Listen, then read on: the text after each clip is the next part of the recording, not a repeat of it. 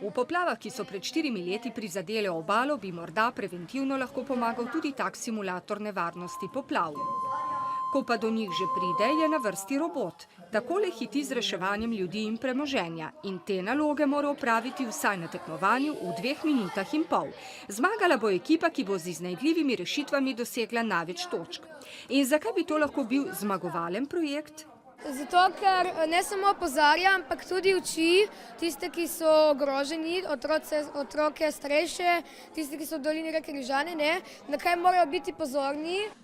Do učinkovitih rešitev lahko pripeljajo tudi znanje in izkušnje gasilcev, agencij za okolje in drugih ustanov, ki so robosončkom pomagali pri zbiranju podatkov. Si razdelimo dela, si damo na primer v pare in vsak naredi en program.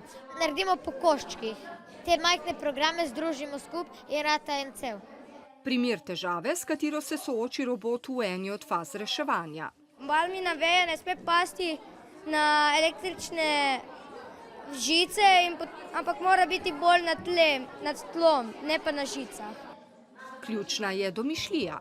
Vsem članom prihajajo ideje iz risanja. Zmeraj na začetku narišemo neko skico in tako se zabavamo in potem ta projekt pa se moramo malo bolj potruditi in ga uresničiti. Namen je, da se oni urijo na področju tehnike, tehnologije, pridobivajo nove veščine, na področju tudi podjetništva, ker oni izdelajo praktično svoj izdelek, se ga naučijo predstaviti, naredijo finančno konstrukcijo, imajo stik z mediji.